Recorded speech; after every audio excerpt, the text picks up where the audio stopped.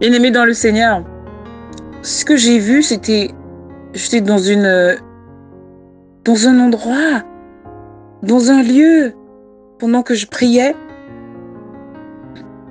Et je recevais que j'étais transportée comme ça, et je recevais qu'il y avait des anges tout autour, il y avait tout ce qu'il y avait, et il y avait un trône, et sur le trône, c'était Jésus, c'était Dieu, il était assis, et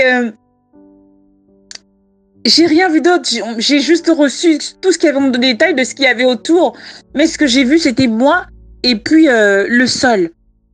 Donc le sol, avec des marches d'escalier, et le sol en verre et brillant. Et j'avançais les marches d'escalier. Et puis j'entendais la voix qui disait « Viens ». Et je me regardais, je me voyais, je montais, et j'étais pieds nus. Et puis j'ai demandé « Mais pourquoi je suis pieds nus ?» Et je réalisais qu'en fait, si j'avais même eu des chaussures, ça pouvait glisser puisque le sol était si luisant, si brillant. Et puis le Seigneur me dit, tu es pieds nus parce que tu es dans un lieu saint. Et voilà pourquoi. Et puis il me dit, voilà pourquoi je demande à mes filles de porter que des chaussures basses. Parce qu'avec des talons, c'est pas bien, ça ne glorifie pas Dieu. En plus, on peut glisser.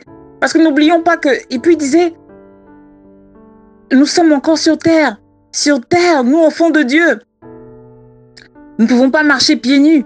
Donc il m'expliquait que c'est parce que sur terre, on ne peut pas marcher pieds nus, mais qu'en réalité, il fallait qu'on mette des chaussures basses. Parce que nous sommes encore sur terre. Ça, c'est exactement les mots qu'il avait employés. Et puis je remontais, je me regardais, j'étais si belle, j'avais une longue robe, elle était belle. Je dis waouh, je suis belle. Et puis il me dit mais oui, t'es belle. Parce que c'est vrai que dans la vie du quotidien, je me trouvais pas belle. Ensuite avec le dépouillement extérieur, je me trouvais encore moins belle, moche quoi. Et pourtant la Bible dit que nous sommes beaux, tout ce que Dieu a créé est beau. Donc je reviens à ce qui m'a été dit avec les mots mêmes. Hein. Il ne faut pas que je sorte de là. Et puis, je regardais ma robe. Waouh, une belle robe blanche.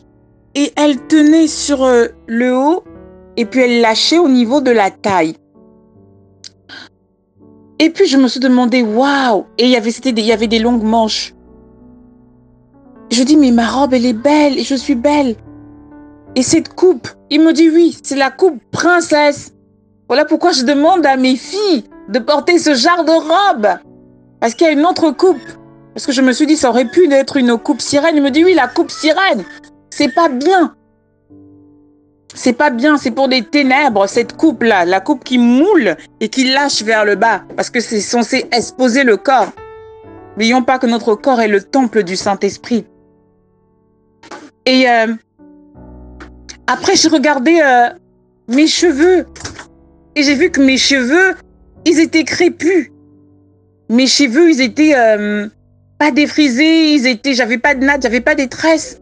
Et j'étais étonnée, je dis, mais dans une belle tenue bien apprêtée, que j'étais bien apprêtée, dans une belle robe comme ça, comment ça se fait que j'ai des cheveux, mes cheveux sont lâchés. Et puis il m'a dit, oui, mais ce sont tes cheveux. C'est comme ça que je t'ai créé. C'est comme ça que je t'ai créé, tu es belle comme ça. Tu n'es pas une blanche. Ils sont beaux tes cheveux. Et je remarquais quand même que il y avait comme une sorte, je sais pas si c'est un ruban ou si c'est un fil. Donc c'était des cheveux afro, mais il y avait comme un fil ou une corde qui tenait quand même. Vous voyez les genres de coiffure qu'on tient un petit peu les cheveux et puis ça lâche en afro. Donc c'était comme ça. Et sur ma tête, il y avait une couronne. Non, pas une couronne comme les reines, mais le genre de couronne de princesse, là. Et je touchais, je dis, waouh! Waouh! Et voilà. Donc, après, il y a mon bébé qui est entré.